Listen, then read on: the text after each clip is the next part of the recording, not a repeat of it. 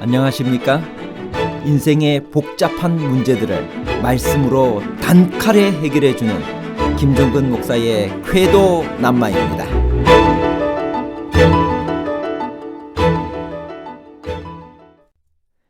모세는 120년의 생을 마감하면서 마지막으로 어떤 일을 했나요? 모세는 이스라엘 백성에게 축복만을 선포했나요? 아니면 저주도 선포했나요? 왜 이스라엘을 행복자라고 말했을까요? 이스라엘 12지파에 대해 축복한 사람은 야곱뿐인가요? 아니면 모세도 축복했나요?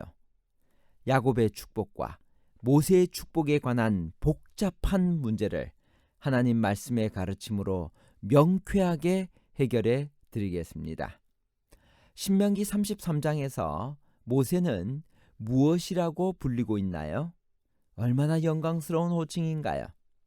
신명기 33장 1절 하나님의 사람 모세가 죽기 전에 이스라엘 자손을 위하여 축복함이 이러하니라. 모세는 하나님의 사람이라고 불렸습니다. 이 표현은 모세의 위대성을 말해줄 뿐 아니라 이하 모세에 의해서 선포되는 축복이 전적으로 하나님께로부터 받아 선포되는 것임을 시사해 줍니다. 한편 이 하나님의 사람이란 칭호는 구약시대에 있어서 하나님의 뜻에 따라 특별히 하나님의 사자로 고용된 자를 가리킬 때도 사용되었습니다. 모세가 이스라엘을 사랑하시는 하나님의 영광을 묘사하면서 시내산에서 오시고 세일산에서 일어나시고 바란산에서 비추시고 1만 성도 가운데 강림하셨다고 하였는데 그것이 무슨 뜻일까요? 우리가 조금 전에 읽었던 신명기 33장 2절의 말씀을 함께 살펴보겠습니다. 신명기 33장 2절의 말씀은 출애굽할 때부터 모압 평지에 이를 때까지 이스라엘을 인도하신 하나님을 찬송하는 부분입니다. 시내산에서 하나님께서는 이스라엘에게 율법을 주시고 언약을 맺으셨습니다. 세일산은 에돔 지역에 있는 산으로 바란 광야의 가데스 바네아로 갈 때 거쳐간 산입니다. 바란산은 정확한 위치는 알지 못하지만 바란 광야의 산들을 의미할 것이라고 말합니다. 이 모든 여정에 하나님께서는 오시고 일어나시고 비추시고 강림하셨습니다. 1만 성도라는 말은 정확한 숫자를 의미하는 것이 아니라 수많은 천사들을 의미한다고 학자들은 생각합니다. 르우벤을 위한 축복은 무엇이며 그것은 무엇을 의미하나요? 신명기 33장 6절 르우벤은 살고 죽지 아니하고 그 인수가 적지 않기를 원하도다. 르우벤은 야곱이 레아와의 사이에 얻은 장자이지만 아버지의 침상을 더럽힌 죄로 저주를 받았습니다. 더군다나 장자임에도 인구가 많지 않았고 줄어가는 추세였습니다. 그러므로 그 지파가 저주에서 벗어나 인구가 늘어나기를 바라는 것은 적절한 축복이었습니다. 유다를 위한 축복은 무엇이며 그것은 무엇을 의미하나요?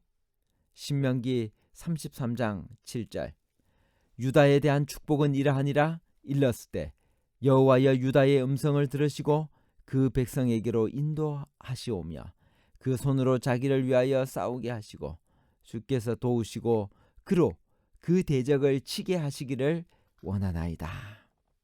유다는 레아의 네 번째 아들이지만 유다 지파의 중요성 때문에 형인 레위 지파보다 먼저 언급되고 있습니다. 유다 지파가 언제나 선두에 서서 진행하고 공격을 받을 때는 먼저 전투를 시작해야 하기 때문에 전쟁의 승리를 비는 축복을 유다가 받게 된 것입니다. 영적으로는 그리스도께서 유다 지파에서 탄생하셔야 하기 때문에 특별한 축복을 받았습니다. 레위를 위한 축복은 무엇이며 그것은 무엇을 의미하나요? 신명기 33장 8절 레위에 대하여는 일렀을 때 주의 둠님과 우림이 주의 경건한 자에게 있도다. 주께서 그를 마사에서 시험하시고 무리바 물가에서 그와 다투셨도다. 그는 그 부모에게 대하여 이르기를 내가 그들을 보지 못하였다 하며 그 형제들을 인정치 아니하며 그 자녀를 알지 아니한 것은 주의 말씀을 준행하고 주의 언약을 지킴을 인함이로다. 주의 법도를 야곱에게 주의 율례를 이스라엘에게 가르치며 주 앞에 분향하고 온전한 번제를 주의 단 위에 드리리로다. 여호와여 그 재산을 풍족케 하시고 그 손의 일을 받으소서. 그를 대적하여 일어나는 자와 미워하는 자의 허리를 꺾어사 다시 일어나지 못하게 하옵소서. 레위는 레아의 세 번째 아들로 제사장 직분과 성소 봉사를 맡은 지파가 되었습니다. 그래서 축복이 그들의 성소 봉사의 사명과 임무에 관한 것들이었습니다. 우림과 둠림은 대제사장이 입는 판결 흉패에 붙여 있는 것으로 하나님의 뜻을 물을 때 사용되었습니다. 마사에서 시험하시고 무리바 물가에서 그와 다투셨다는 것은 두 곳 다 물 때문에 원망이 있었던 곳이어서 하나님의 책망을 받은 곳이기 때문입니다. 그의 형제들을 인정하지 아니했다는 것은 이스라엘이 시내산에서 금송아지를 만들고 범죄했을 때 레위 자손들이 하나님의 사자가 되어 그 형제들을 징벌한 것을 의미합니다. 레위 지파의 임무는 주 앞에 분향하고 온전한 번제를 주의 제단 위에 드리는 것이었으며 주의 법도를 야곱에게 주의 율법을 이스라엘에게 가르치는 것이었습니다. 재산을 풍족하게 해달라는 기원은 레위 지파가 기업을 나누어 받지 못하고 11조로 살아야 했기 때문입니다. 신명기 33장의 마지막 부분은 이스라엘이여 너는 행복한 사람이로다 라는 축복과 아울러 하나님께 돌리는 감사의 찬양으로 끝이 납니다. 참된 행복은 어디서 올까요? 신명기 33장 29절부터 있는 말씀입니다. 이스라엘이여 너는 행복자로다. 여호와의 구원을 너같이 얻은 백성이 누구뇨?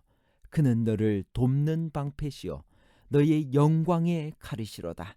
내 대적이 내게 복종하리니 내가 그들의 높은 곳을 밟으리로다. 신명기 32장에서는 모세가 마지막 노래를 가르치고 불렀다면 신명기 33장은 이스라엘을 위한 모세의 마지막 축복들을 묘사하고 있다라고 표현해도 괜찮을 것입니다.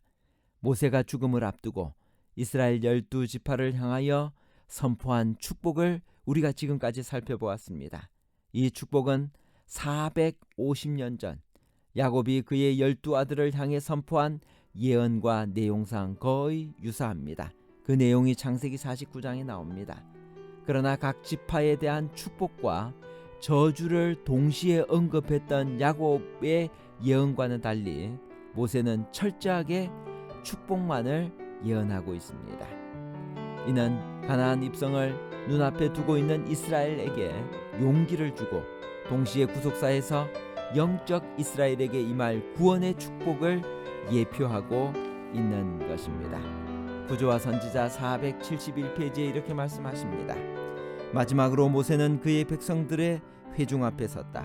다시 하나님의 성령이 모세에게 임하여 그는 가장 엄숙하고 감명적인 언어로 각 지파에게 축복을 선포하고 다음과 같이 모든 회중에게 축복하는 말로 끝맺었다. 구조와 선지자 471페이지. 가장 쓰라린 시련은 그가 보호하고 사랑하던 백성, 그의 관심과 생명이 그처럼 오랫동안 연합되었던 백성에게서 떠나는 일이었다. 그러나 모세는 하나님을 신뢰하는 법을 배웠으므로 의심 없이 믿음으로 자기 자신과 그의 백성을 하나님의 사랑과 자비에 의탁하였다. 결론입니다. 첫 번째, 신명기 33장은 하나님의 사람 모세가 죽기 전에 이스라엘 자손을 위하여 축복한 내용입니다. 야곱은 축복과 저주를 동시에 언급했지만 모세는 철저하게 축복만을 예언하고 있습니다. 두 번째, 모세는 각 지파에 대한 축복을 하는데 르우벤처럼 장자라도 잘못하면 특권을 잃는다. 레위처럼 단점이 많아도 충성스러우면 중요한 일을 맡는다. 유다처럼 헌신하면 그리스도의 조상이 될 수 있다는 축복을 했습니다. 세 번째, 모세의 결론적 축복은 이스라엘이여 너는 행복자로다. 여호와의 구원을 너같이 얻은 백성이 누구뇨? 그는 너를 돕는 방패시오 너의 영광의 칼이시로다 라는 말씀입니다. 감사합니다.